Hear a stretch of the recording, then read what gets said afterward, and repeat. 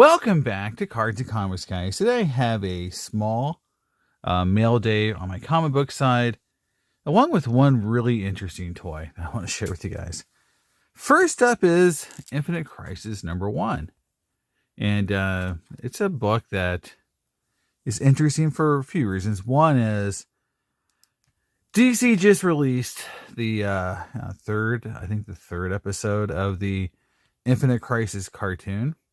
And it's doing horror bad in terms of reviews. I think the first episode, which I watched part of, and I didn't really like it too much, but it wasn't awful. But I've heard it got worse. But I got to watch it to see. But I grabbed this copy, I think like a $5 copy of Infinite Crisis #1, just in case it got a little hot. But the big reason is that this is the first appearance of Ted Kord, Blue Beetle, who I'm a huge fan of, in the modern DC universe. So it's a minor Blue Beetle key for me, and I just think it's a cool issue. It's not expensive, it's not rare, it's just a cool book that I sometimes pick up. But the new DC animated show was one of the reasons I went ahead and grabbed another copy. Next up is really cool. This is Batman Black and White #3. Really cool variant cover, and I saw it advertised and just went and grabbed it. It's a really cool copy. I'm trying to think. Here is the artist. So there you go. I don't know exactly who that artist is, but it's I like the angular art. Obviously, Poison Ivy is someone I collect quite heavily, so it's just kind of cool to get I think a cool take on Ivy, and just a very, very cool book. I just saw it and just grabbed it. It's not very expensive, but this next book is this Jenny Frison. I think this is a Spider-Gwen cover. This is the Virgin variant. And this was going for over $100 on eBay, and I'm a huge fan of Jenny Frison's art. A lot of her covers, especially her Harley and Ivy covers, Wonder Woman covers, and obviously she probably did the greatest Sandman death cover of all time to this day. At least top two. So that cover and that book is one of my favorite books of all time. And with Jenny Frison, the one thing I am contemplating is you can buy her original art on her website and some other dealers, and there's a few pieces I'm thinking about picking up. And we'll see with the National coming up and everything. I'm a little leery of spending money because her artwork is expensive. But to me, I just feel like it's so reasonable for one-of-one original art and for an artist this popular and this cool. For example, this cover here, I don't know if it's been sold yet, but at one point that death cover was for sale on our website. And the Daniel, the Dream kind of replacement, the new Sandman cover she did, which was also pretty awesome, was for sale. So she sells her good pieces on her website. But this is one of my favorite new Spider-Gwen covers, and I think it's pretty awesome. Pretty expensive. Next up is a not expensive book, but again, I'm a huge Danny Moonstar Native American cover kind of collector. So this is her in her Valkyrie kind of phase. I don't really follow the modern version of her. I mean, it's just there's so many versions of these characters now. I don't know if she's still in this persona. I've seen artwork recently. She didn't have the helmet and things like that, but I don't know.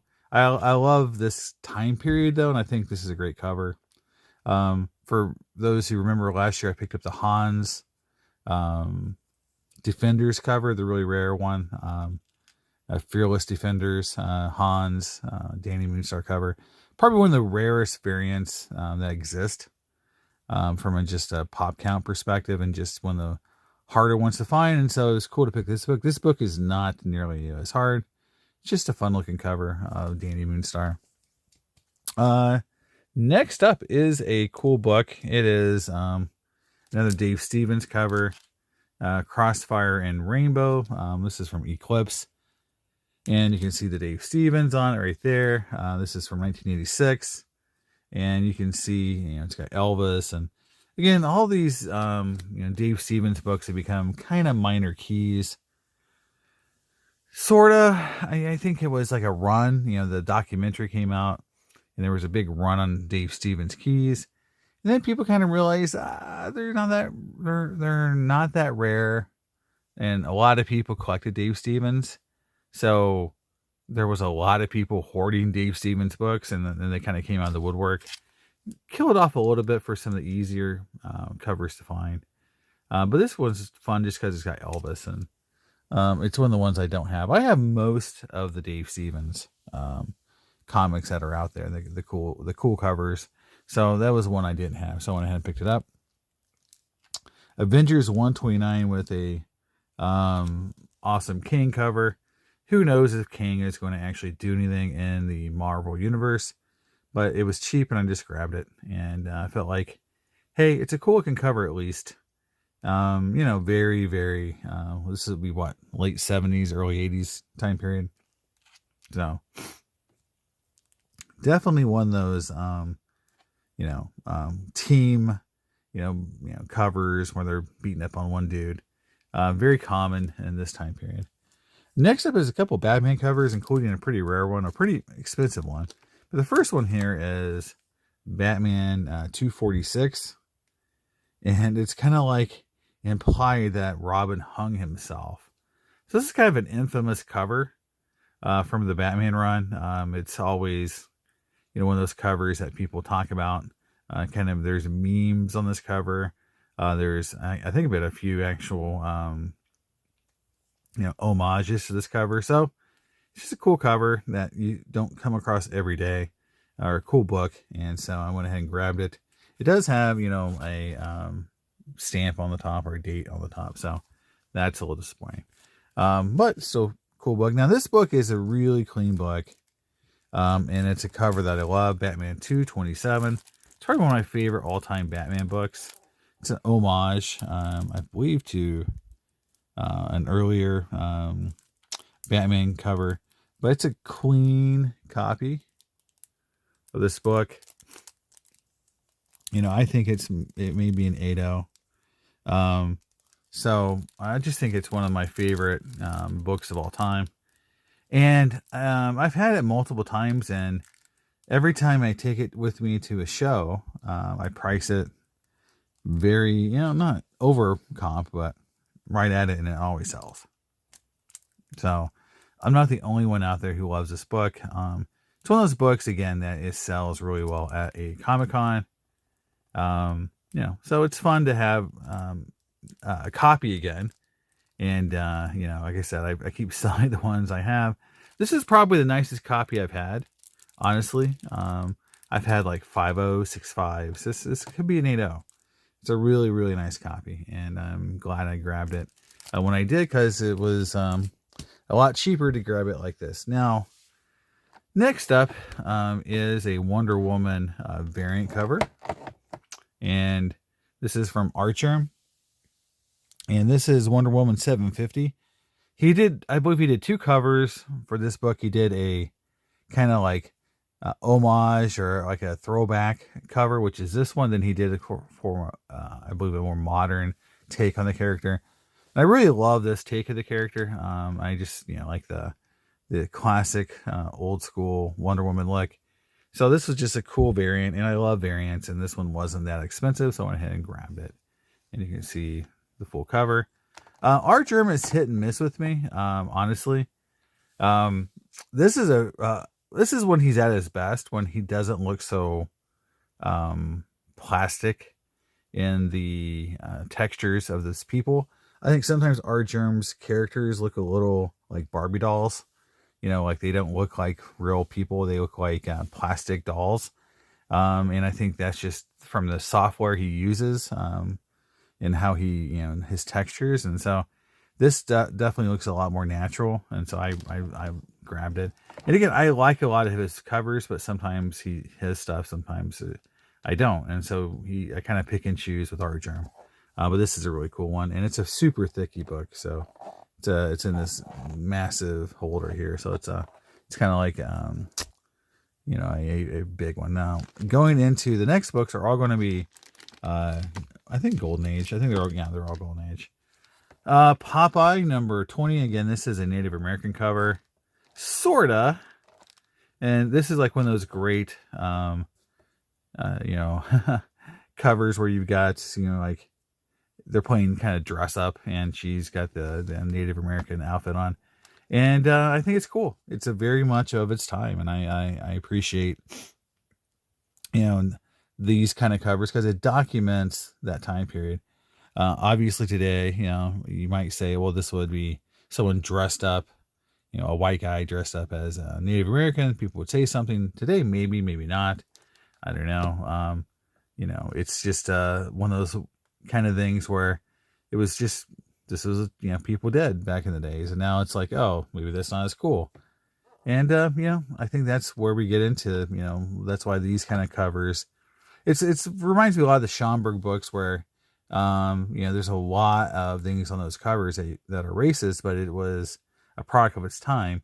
So you don't have to agree with the caricatures on covers like this, but it's just something that shows you what it was like to grow up in that time period and how people thought. And so it's just kind of interesting for me as a Native American collector to see the depictions and different various comics and medium. So this is definitely a funny book. Like, this is not meant to be like a political commentary or anything. This is just a fun book. So I saw it. I'm like, oh, that's pretty cool.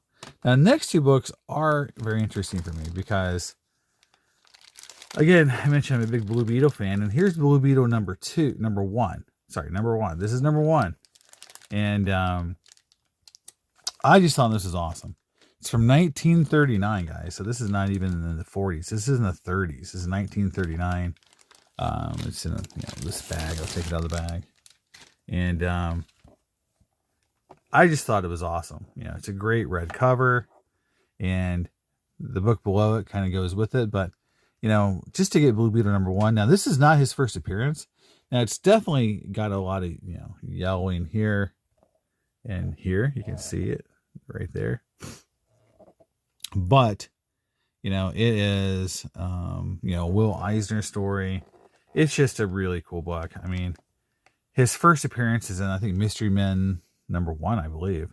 So this is not his first appearance, but it's very early, 1939. It is his first solo. And so, again, this is not the original, or this is not Ted Kord. This is Dan Garrett, who is, I think, the uncle of Ted Kord. So this is like, Blue Beetle 1. And we're up to Blue Beetle number 3.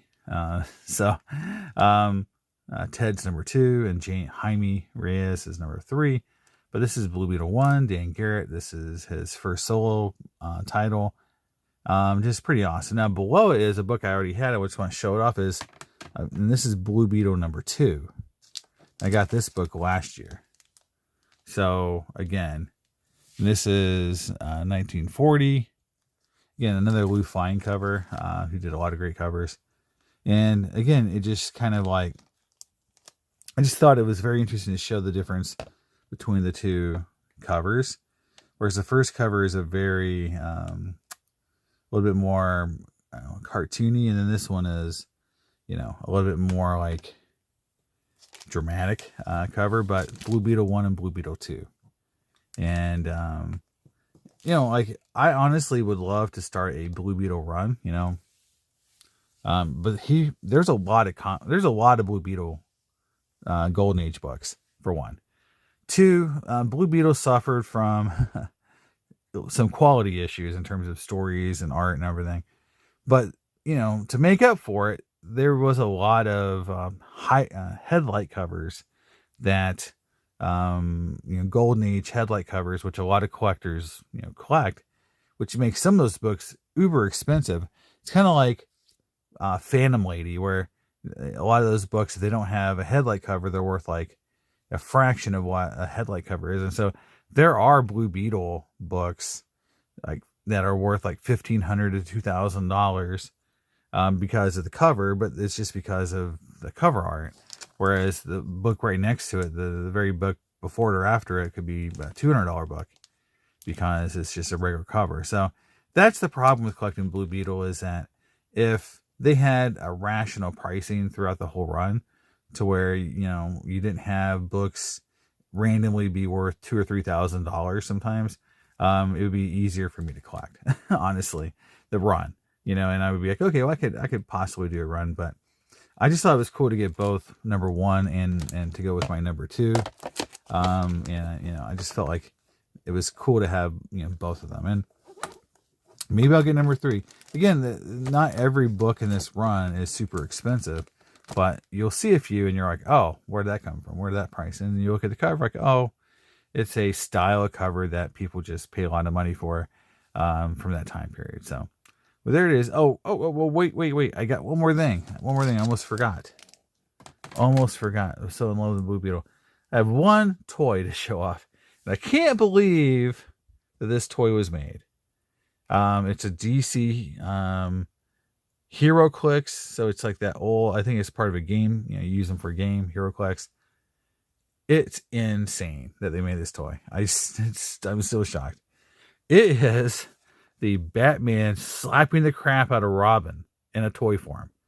Like, I just, you know, and then if you look at it, you got Batman who's slapping, and he's got like this kind of motion part of, and then you've got Robin who is like reeling away, and then here is the two together. So if you put them together, this is what it looks like. And then if you look at the art, this is the art for Robin. Look at his face. He's actually got a slap mark on his cheek. It is so insane. I cannot believe. Look at Robin. Look at his cheek. Oh my God. It is crazy. I cannot believe they made this. And I mean, this is like one of those classic things that happen in the comic books where, you know, Batman slaps crap out of Robin. Like, and then Frank Miller, I think, did another thing, you know, around that. I just think it's like, you know, one of those things where you would never think they make a toy out of it, but they did. So I saw it and it was on sale. And plus I bought another action figure. So like I got half price. So I literally got this for like $9. So it wasn't really expensive, but it just was funny. And yeah, I don't play the game. I just had to have the Batman slapping the crap out of Robin toy that I can't believe that they made, but they did. So there it is. So that's the video, guys. Hope you enjoyed it, and I'll see you next time in Cards and Comics. Bye.